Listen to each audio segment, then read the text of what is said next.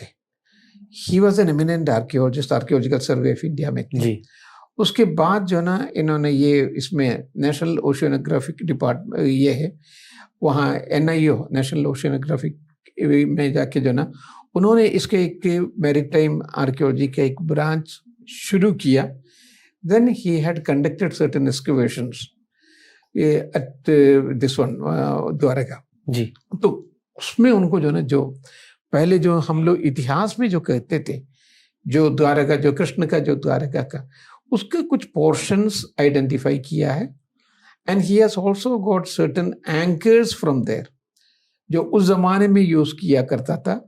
उसका डेटिंग उन्होंने ऑलमोस्ट किया है 1400 BC। That is almost the Mahabharata period का है। Okay. महाभारत पीरियड का भी जो डेटिंग एक आर्कियोलॉजिस्ट से अगर आप पूछेंगे, with all the correction it would be 1400 1500 BC का है। एंड लगभग वही पीरियड द्वारका का भी है। Okay. क्या रिसर्च हुआ है महाभारत पर? मतलब महाभारत के पीरियड का जो एक्सकवेशन जो किया था वो प्रोफेसर बीबी लाल साहब ने किया था। Okay. जो हस्तिनापुर का जो एक्सकवेशन है, वो एक्सकवेशन में वहाँ वायु पुराण में एक प्रलय के बारे में तस्करा है। तो उन्होंने जब एक्सकवेशन करके वो प्रलय की जो ना जो ये था लाइन्स थे, वो लाइन्स उनको मिला। एंड ही वायु पुराण में इन्होंने कहा था ये जो ना एक बहुत बड़ा प्रलय हुआ है, that is after this period, after Mahabharata युद्ध में जो ये लोग जीत गया, पांडवास जीत गए, कौरवास हार के, उसके बाद who should be the king. तो सब लोगों ने कहा कि हमें तो खैर तो किरीट नहीं चाहिए, किंगशिप नहीं चाहिए, लेकिन it is your duty also that you are a kshatriya, it's your duty also to rule the country. तो आखिर में सब ने कहा कि हमें सबसे छोटा आदमी है वो बनेंगे। सबसे छोटा कौन था? That was Parikshit. परीक्षित कौन है?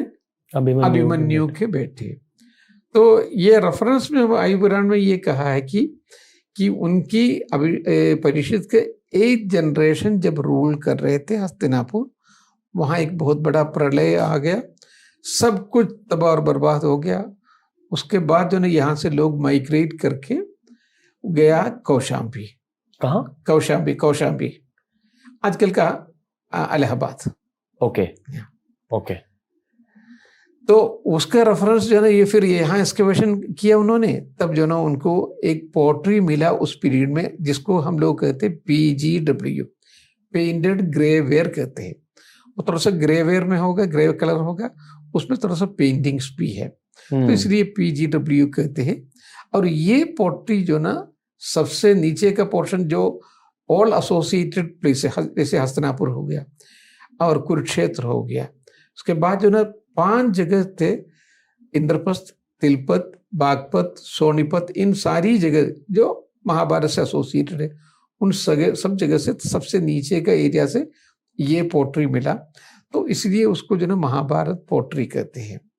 ओके। तो उसी बेसिस पे जो ना इन्होंने ये एस्टेब्लिश किया, ये वहाँ उस पीरियड है 1400-1500 BC।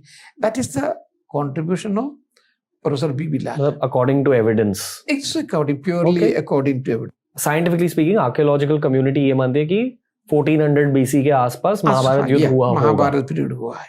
ओके, हुआ है। हाँ, हुआ है। कुरुक्षेत्र में डिगिंग हुई है, कुरुक्षेत्र में भी एक्सकवेशन हुआ है, कुरुक्षेत्र में भी, वहां पर भी इसी तरीके से जो कल्चरल जो सीक्वेंस जो मिला है बिल्कुल इसी तरीके से है। पर वेपन्स मिले, हथियार मिले? वहां हथियार बहुत ज्यादा हथियार नहीं मिला। हस्तिनापुर के अलावा जो ने यहाँ अहिच्छत्र में खुदाई किया था, ओके, एंड मथुरा में किया था। मथुरा जो ना कृष्ण के जो ना बहुत किए। तो इन सारी जगह पे जो कल्चरल सीक्वेंस जो मिल रहा है, it is the same kind of sequence. इसी वजह से, एविडेंस की वजह से उन्होंने कहा कल्चरल सीक्वेंस मतलब जिस तरह के पॉट्स होते थे, जिस तरह का आर्किटेक्चर होता था 1400-1500 में मोस्टली ऐसी जगहों में। आर्किटेक्चर उस पीरियड में बहुत ज्यादा नहीं मिलते। हम लोग कहते हैं उसको वैटलैंड डॉब। क्या? वैटलैंड डॉब जो ना ज्यादा जो ना इसके बैम्बू से मकान बनाएंगे, उसके दोनों साइड में मिट्टी से बना देंगे। ओके, तो उसको कहते हैं वैटलैंड डॉब कहते हैं।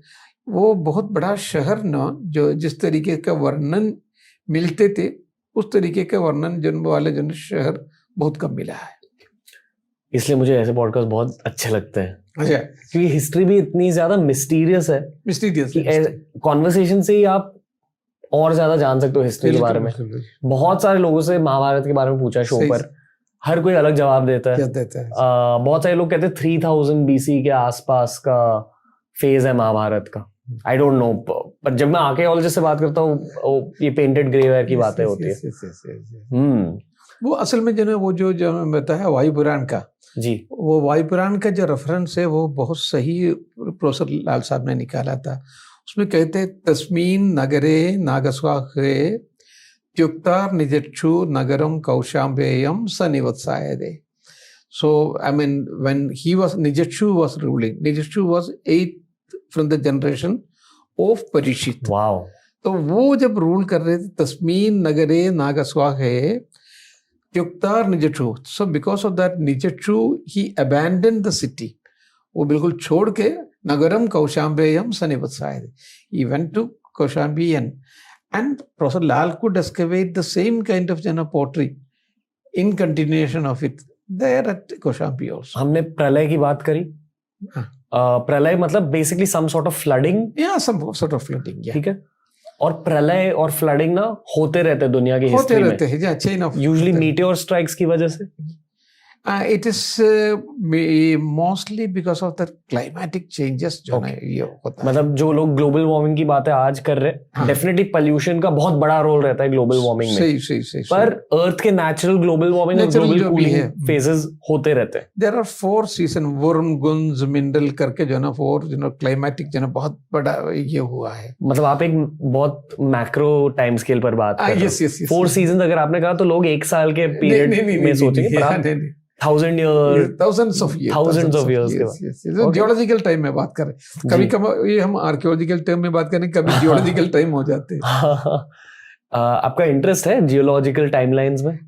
बहुत ज्यादा नहीं, लेकिन नेसेसरी हमको पढ़ना पड़ता है इसको। क्यों? आपको पूरा जो ना इसको जो ना समझने के लिए पूरा दुनिया को आपको समझना है, क्योंकि सीजनल चेंजेस के बारे में and climatic changes, human evolution कैसे हुआ, जैसे मैंने कहा एस्ट्रोलोपैथिक के एंथ्रोपोस, ये सब जो ना समझने के लिए, और कैसे एक एक्सटिंक्ट हुआ, कैसे दूसरा जो वेगनर का थियरी के बारे में हम लोगों ने डिस्कस जी जी।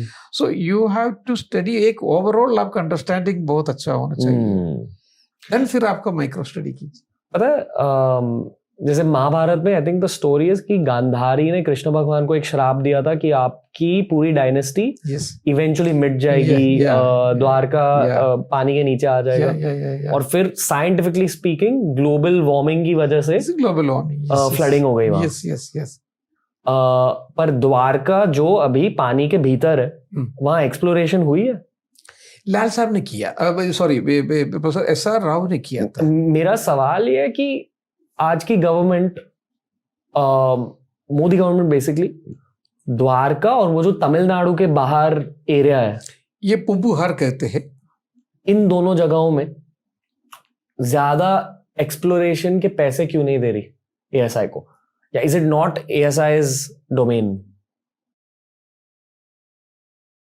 भीड़ में खड़े खड़े, झूले पर पड़े पड़े, आज हलचल है क्या नहीं, ऐसा ही जो